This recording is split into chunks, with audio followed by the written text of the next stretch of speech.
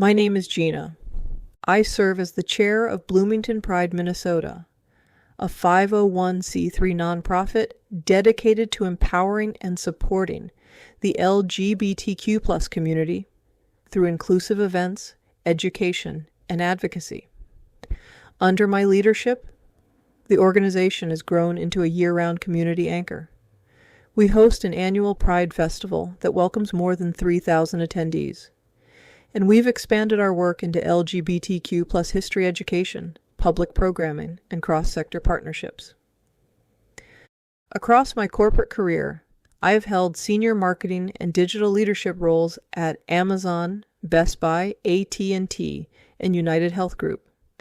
I specialize in AI-enabled marketing strategy, digital transformation, and building high-performing teams that translate insight into measurable growth. My work sits at the intersection of technology, human behavior, and business impact, ensuring innovation drives both performance and access. Today, we'll cover key LGBTQ+ related concepts to ensure we're all grounded in shared language and understanding. We'll also look at the current state of our LGBTQ+ community, reflecting on both the progress we've made and the challenges we continue to face.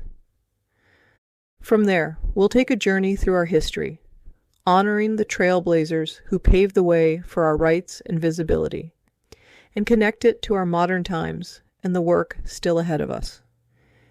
At the end, I'll leave time for your questions and reflections, because your voices and perspectives are vital to this conversation. Let's start with some key concepts.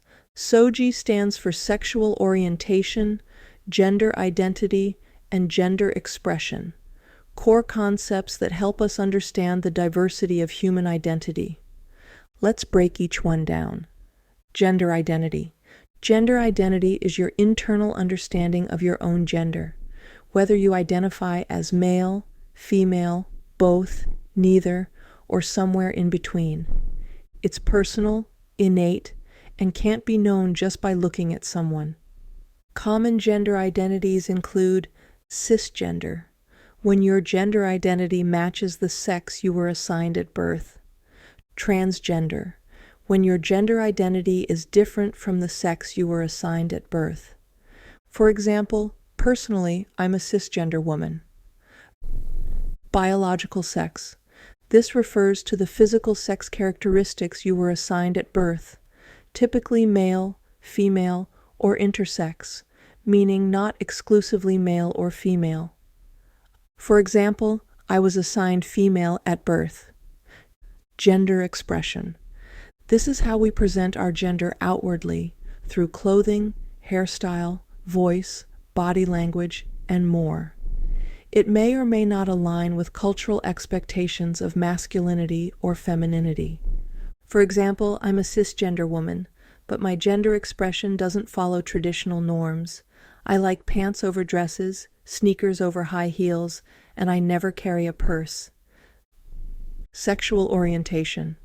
This describes who you're attracted to, emotionally, romantically, or physically, regardless of their gender identity.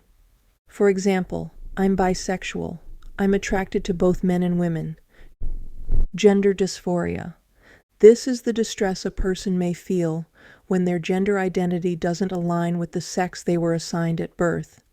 It's a medical diagnosis that may be required in some healthcare systems for individuals seeking gender-affirming treatments like hormone therapy or surgery.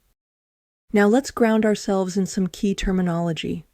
The LGBTQ+ population includes a wide range of individuals who reflect diverse experiences of sexual orientation, gender identity, and gender expression. You're probably familiar with the basic acronym, LGBT, but many more letters are often added to reflect a fuller spectrum of identities. Let's walk through a few. Q stands for queer or questioning. I stands for intersex. About 1 in every 2,000 births does not fit typical definitions of male or female anatomy. A stands for allies, those who support the community, and asexual individuals, those who may not experience sexual attraction. P stands for pansexual, meaning attraction to people regardless of gender. N is for non-binary or genderqueer, terms for identities outside the male-female binary. 2+ refers to two-spirit, an umbrella term used by some indigenous North American cultures for gender-diverse people who often hold ceremonial or community roles. Let's look at some data to understand the landscape of LGBTQ+ identification. According to the latest Gallup research, 9.3% of U.S. adults now identify as being part of the LGBTQ+ community. That's approximately 24 million Americans. About 1.3% of U.S. adults identify as transgender, and the majority of those who identify as LGBTQ+ identify as bisexual. Those who identify as LGBTQ+ live in every part of the country, from urban centers to rural communities.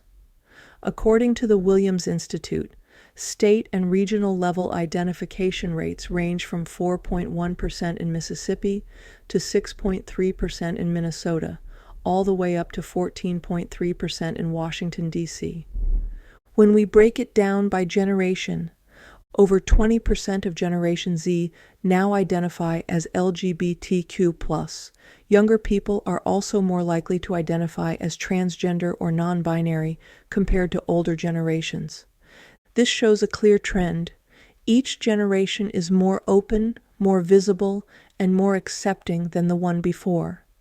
This is important because with more visibility, more community, and more support, people feel safer being themselves.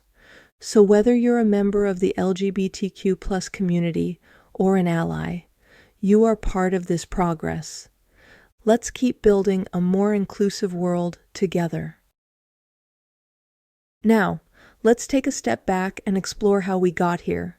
We're going to take a brief look at the history of the LGBTQ+ community, focusing primarily on the United States. This is not a full accounting. LGBTQ+ history is vast, global, and deeply complex. But this overview will highlight key moments that shaped our movement, our rights, and our visibility.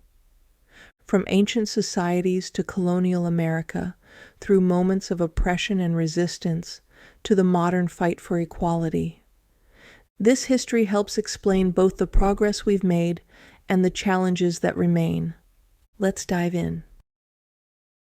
Throughout the ancient world, across societies and continents, queer identities, relationships, and gender diversity were not only present, but often integrated into cultural, spiritual, and political life.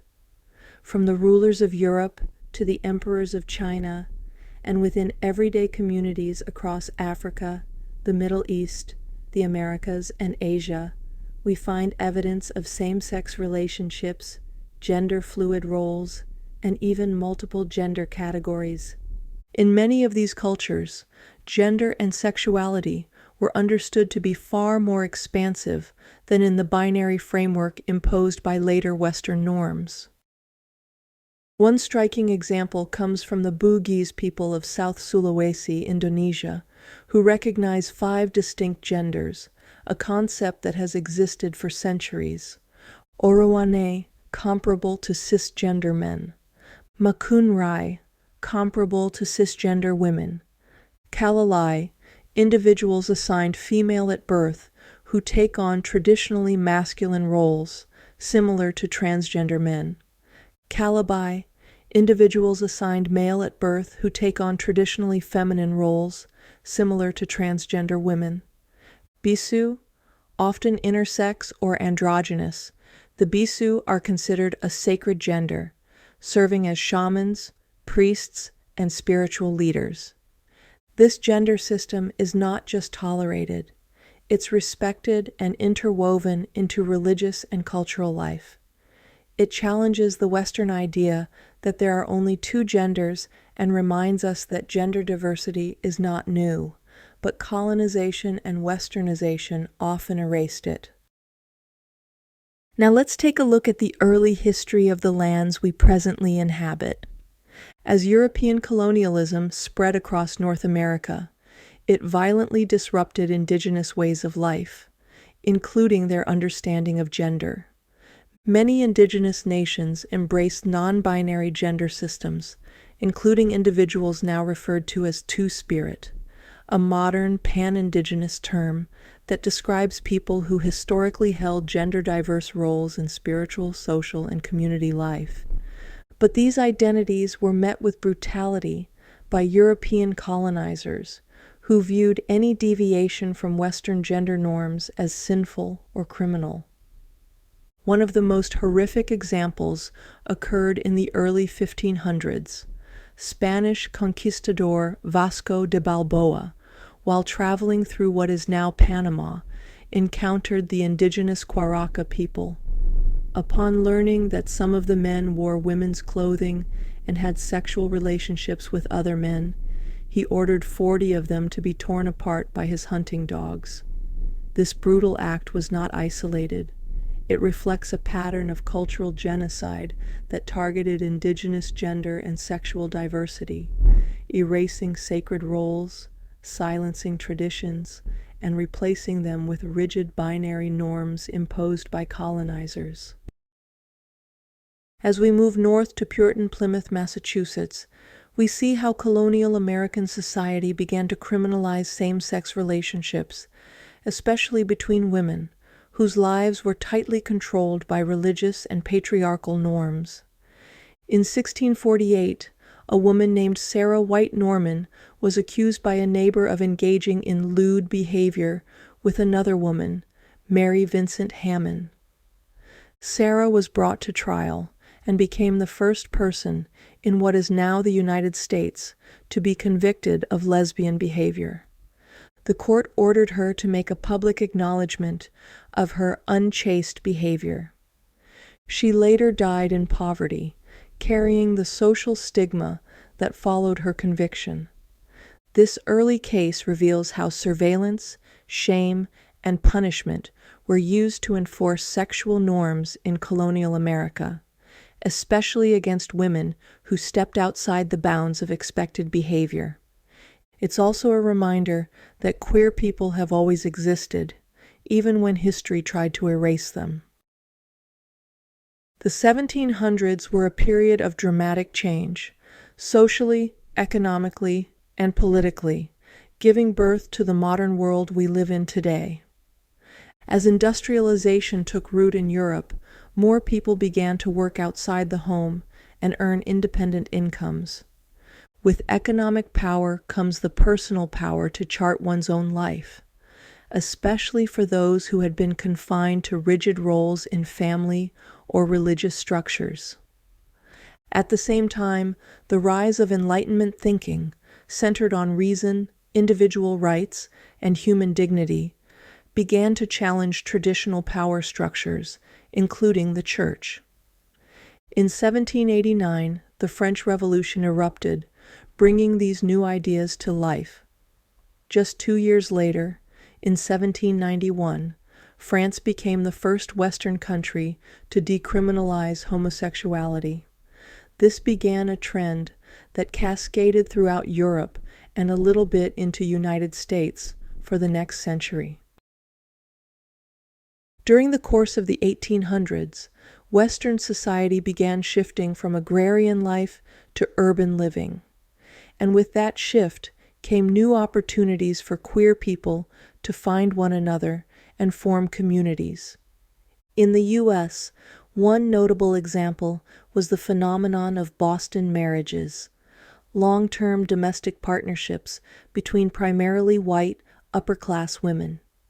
Sometimes these relationships were romantic, sometimes sexual, and other times rooted in deep emotional bonds, each defying the social norms of their time in its own way. One of the most famous women in a Boston marriage was Catherine Lee Bates, the author of America the Beautiful, a song we probably sing frequently at ball games and other events without knowing the personal history of its author.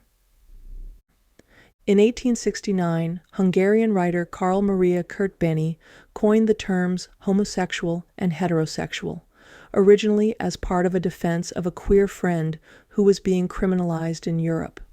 He argued that homosexuality was inborn and unchangeable, directly challenging the prevailing belief that it was a result of moral failing or sin.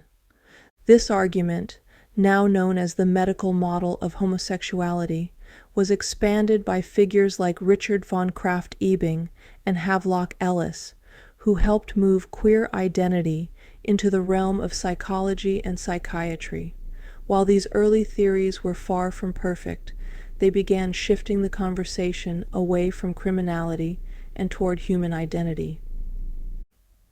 As cities grew, gay men, especially upper-class white men, began to quietly gather in private clubs, bars, and parks, laying the groundwork for a modern sense of identity and shared culture. Today, we talk about coming out, but at the time, it was more like coming in to community, finding others like you who you could talk to openly with, celebrate life events, and find partnership. The century closed with the trial of Oscar Wilde, the famous author. His trial was widely covered in the United Kingdom and the United States. For the average person, this may have been the first time they ever saw homosexuality being discussed in modern media. As we enter the 20th century, the conversation around homosexuality began shifting from purely legal or moral frameworks into the realm of psychology. Sigmund Freud, the father of psychoanalysis, attempted to advance the emerging medical model of homosexuality. While his theories have since been widely refuted or discredited, they helped move the dialogue from sin and punishment towards science and identity. Importantly, Freud did not believe homosexuality was a crime or a sin, and he even argued that it should not be treated as an illness. At the same time, these ideas began making their way into popular media, sparking debates in newspapers, salons, and eventually at family dinner tables. People who had never considered these questions were now talking, asking, and thinking about what it meant to be gay or lesbian. Awareness was growing, visibility was increasing, and for the first time in modern history, the concept of homosexuality was becoming part of public consciousness. While Freud and early sexologists were writing about sexuality in medical journals, LGBTQ+ people were quietly building communities, especially in growing cities. In the 1910s and early 1920s, urban centers like New York, Chicago, and San Francisco began to see the emergence of hidden but vibrant queer subcultures. LGBTQ+ individuals gathered in speakeasies, cabarets, and private social clubs.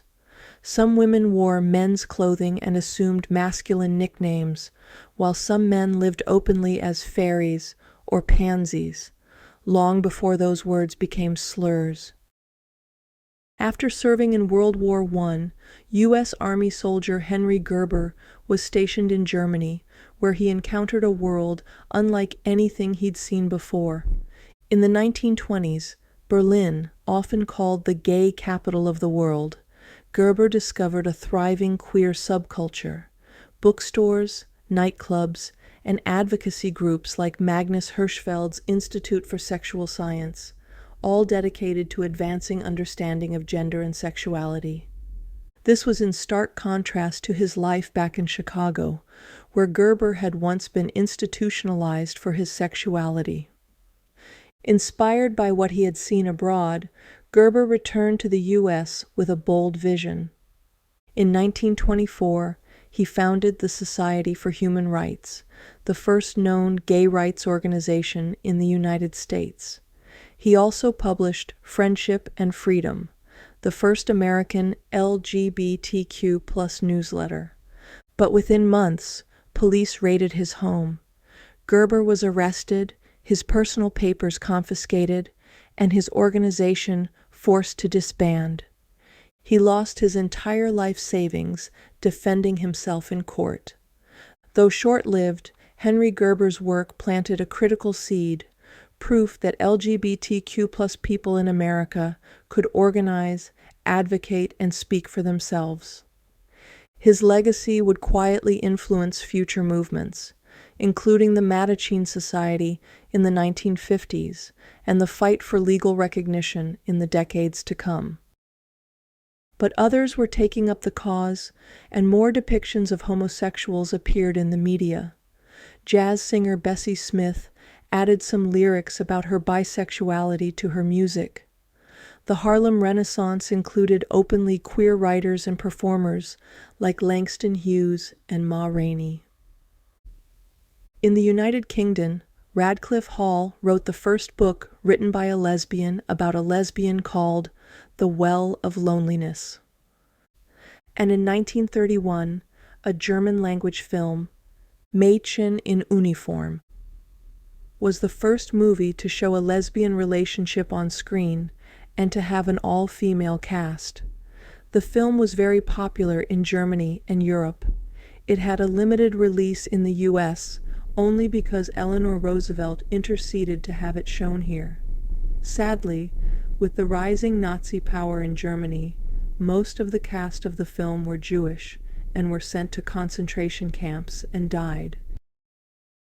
During the 1930s and World War II, the Nazis also rounded up queer individuals. Women were either sent to brothels or concentration camps. About 100,000 gay men were arrested by Nazis.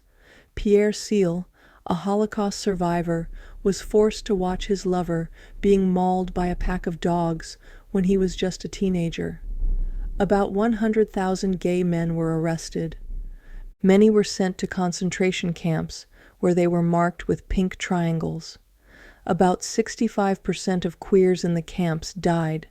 As fascism rose, queer identity, artistic expression, and human dignity were violently suppressed, reminding us that visibility alone is not enough. We also need protection, solidarity, and resistance.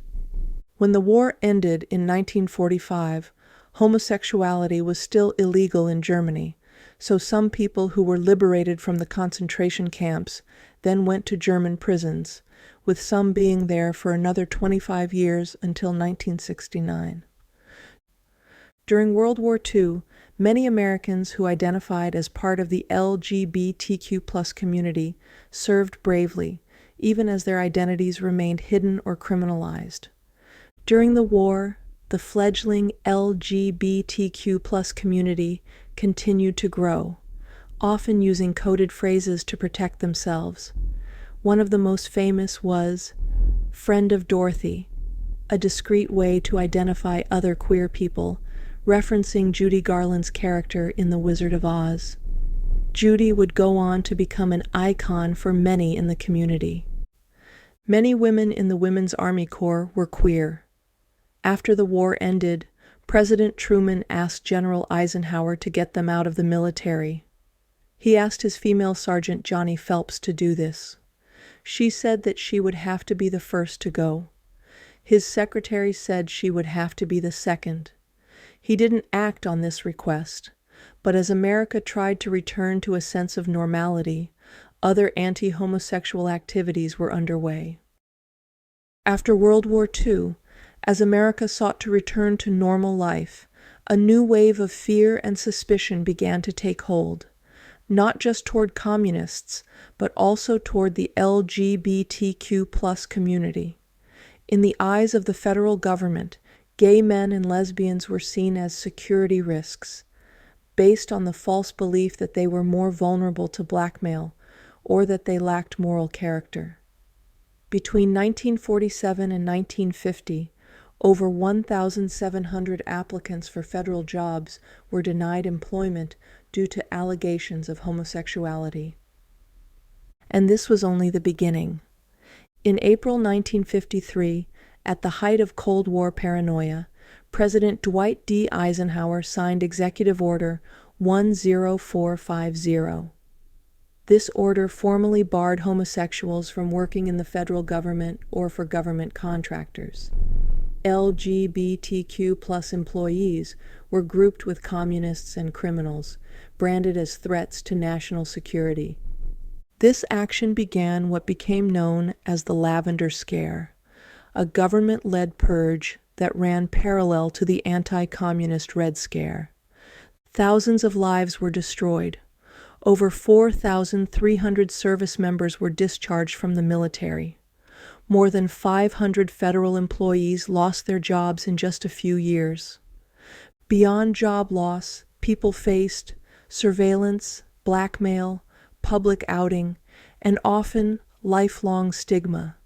The ban on employing openly LGBTQ+ individuals in government remained in effect for decades, forcing countless people to live in secrecy and shame. It wasn't just a political purge, it was a cultural message: hide who you are, or lose everything. The Lavender Scare helped fuel a national climate of homophobia, policing not just employment, but the very right to exist openly, and it shaped LGBTQ+ life in America for an entire generation. By the 1960s, LGBTQ+ people were no longer willing to live quietly in the shadows. Years of police harassment, surveillance, and discrimination had built up into a wave of resistance. The first major uprising against anti-LGBTQ+ violence occurred in San Francisco. In August 1966, the Compton's Cafeteria Riot broke out in the Tenderloin district. Transgender women led it, drag queens, and queer people of color, who were frequently harassed and arrested for simply existing in public. This event marked one of the earliest known acts of transgender resistance in U.S. history and planted the seeds for transgender activism. On June 28, 1969, police raided the Stonewall Inn, a gay bar in New York City's Greenwich Village. The community fought back, and the confrontation turned into a 6-day uprising. The Stonewall riots ignited the modern LGBTQ+ rights movement. The following year, the first Gay Pride March was held in New York City to commemorate the anniversary, giving birth to what we now celebrate as Pride Month each June. The 1970s saw the movement shift from protest to policy. In 1971, in Baker v. Nelson, the Minnesota Supreme Court ruled that same-sex marriage was not authorized under state law. The U.S. Supreme Court dismissed the appeal in 1972, stating it did not raise a substantial federal question, a legal stance that would remain in place for over 40 years until it was overturned by Obergefell v. Hodges in 2015. In 1973, the American Psychiatric Association removed homosexuality from the Diagnostic and Statistical Manual of Mental Disorders. This was a groundbreaking shift, ending decades of medical stigmatization. The APA also urged the repeal of discriminatory laws and called for an end to public and private discrimination, signaling that queer identity was not a disease, but a reality. The 1980s were marked by unimaginable loss, grief, and activism as the AIDS epidemic ravaged the gay community. What began as a mysterious illness affecting young gay men was soon identified as HIV and AIDS, but instead of compassion and urgency, the public and government responded with silence, stigma, and fear. President Reagan didn't publicly mention AIDS until 1985, after thousands had already died. LGBTQ+ people, especially gay men, watched as their friends and lovers died, often without access to health care, denied hospital visitation, and buried without acknowledgement. The federal government was slow to act. Hospitals refused to treat patients. Funeral homes turned away bodies. Families disowned loved ones. The community's mistrust of the healthcare system deepened into righteous rage, and a new wave of activism emerged. When no one else would, lesbians stepped up as caregivers, nurses, organizers, and protectors. They formed caregiving networks, fought to get aides, patients' basic dignity and medical access, helped document the crisis, and care for those abandoned by their families or the government. In recognition of this solidarity, the acronym shifted. L now comes first in LGBTQ+, not G, to honor the crucial role lesbians played in this time of need. The 1990s were a transformative decade for LGBTQ+ rights, marked by both profound progress and painful setbacks. The decade began with the passage of the Americans with Disabilities Act in 1990. While not explicitly written for LGBTQ+ individuals, it became a powerful tool in fighting discrimination against people with HIV/AIDS, helping to secure employment protections and access to public accommodations. In 1993, the U.S. military implemented a controversial policy called "Don't Ask, Don't Tell." This policy barred openly gay, lesbian, or bisexual people from serving in the military, but allowed them to serve as long as they kept their identity hidden. The result was that LGBTQ+ service members lived in fear of being discovered, investigated, or dishonorably discharged. It would take nearly 2 decades before the policy was repealed in 2011. At the same time, mainstream media began including more LGBTQ+ characters and stories, from sitcoms and talk shows to film and music. This visibility helped normalize queer identities and expand understanding across the broader public. In October 1998, 21-year-old college student Matthew Shepard was brutally beaten and left to die in Laramie, Wyoming, simply because he was gay. His murder shocked the nation and became a catalyst for renewed hate crimes legislation and greater public awareness of anti-LGBTQ+ violence, and the founding of the Matthew Shepard Foundation, which continues to fight for justice and acceptance. In a major legal victory, the U.S. Supreme Court ruled in Romer v. Evans that a Colorado state amendment, which banned laws protecting gay, lesbian, and bisexual people, was unconstitutional. It was the first time the Supreme Court struck down an anti-LGBTQ+ law on equal protection grounds, paving the way for future civil rights victories. The 1990s revealed a hard truth. Visibility alone was not enough, but with it came national conversations, public mourning, and the early foundations of the marriage equality and anti-discrimination movements to come. As we stepped into the 21st century, LGBTQ+ rights in the United States experienced some of the most significant legal and cultural shifts in our history. In 2003, the Supreme Court struck down sodomy laws in Lawrence v. Texas, decriminalizing same-sex relationships nationwide. This decision overturned the court's own precedent from the 1980s and affirmed the right of LGBTQ+ people to privacy and dignity in their relationships.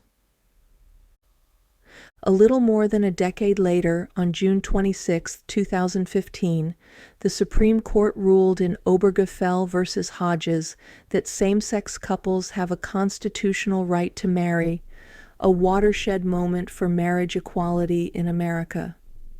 Couples across the country could finally enjoy the same legal recognition, protections, and responsibilities as heterosexual couples. Progress continued in the workplace. On June 15, 2020, in Bostock versus Clayton County, the Supreme Court ruled that Title VII of the Civil Rights Act protects LGBTQ+ employees from discrimination based on sexual orientation and gender identity.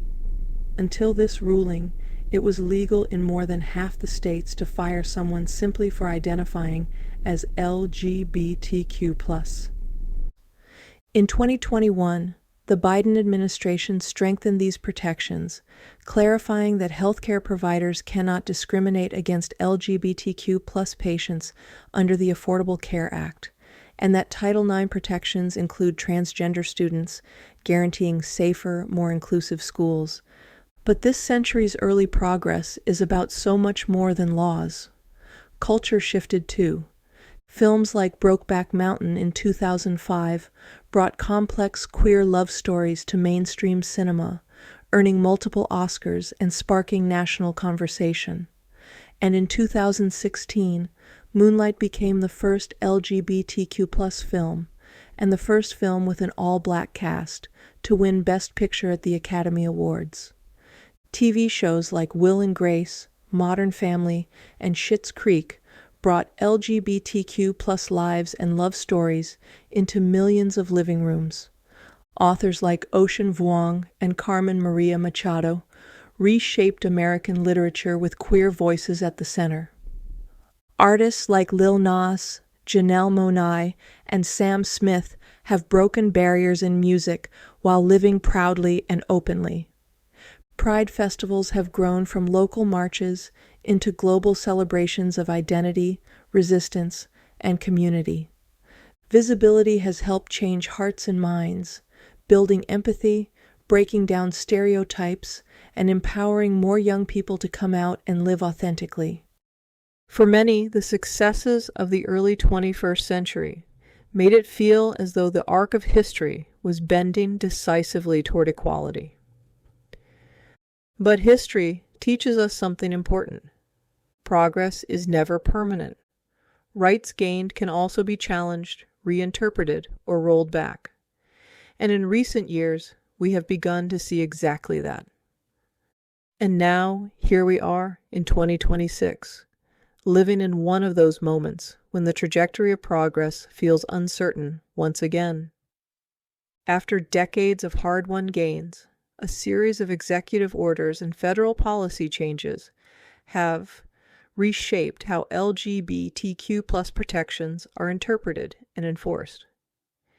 In January 2025, federal agencies were directed to define sex strictly as biological at birth, limiting federal recognition of gender identity in many programs and altering how non-discrimination protections are applied. Soon after, restrictions on transgender military service were reinstated, while legal challenges continue in federal courts. Additional executive actions reduced or eliminated diversity, equity, and inclusion programs across federal agencies, affecting education, healthcare, housing, and employment. Then, on June 18, 2025, the U.S. Supreme Court issued its decision in the case of United States versus Skermeti, upholding Tennessee's ban on certain gender-affirming medical treatments for transgender minors. The ruling marked a major shift, allowing similar laws in other states to proceed and creating uncertainty for families and healthcare providers nationwide. Here in Minnesota, we are already seeing the ripple effects. Children's Hospital of Minnesota recently announced it will pause some gender-affirming medical care for youth, illustrating how national decisions directly shape local realities. These developments remind us that civil rights are not self-sustaining. They require vigilance, advocacy, and collective action. But history also teaches us something else. Every setback has been met with resilience. Every attempt at erasure has been met with visibility. Every generation has carried the fight forward. And now, that responsibility belongs to all of us. Because when we look back across history, one truth becomes clear. When people stand together, speak out, and refuse to disappear, progress continues. And that is how change has always happened, not just through court decisions or legislation, but through ordinary people choosing to show up, to speak out, and to support one another. And now, I'd like to invite each of you to be part of that continued progress. You can start right here, by getting involved in your company's employee resource groups, by helping create workplaces where everyone feels seen, valued, and safe to be themselves. You can be an ally by listening, learning, and using your voice when it matters. And you can help strengthen our broader community by attending, supporting, or volunteering at the Bloomington Pride Festival. Because real change doesn't happen somewhere else. It happens in rooms like this. It happens in workplaces like yours. It happens through people like you. And it happens when we choose to be part of it. Thank you for your time today.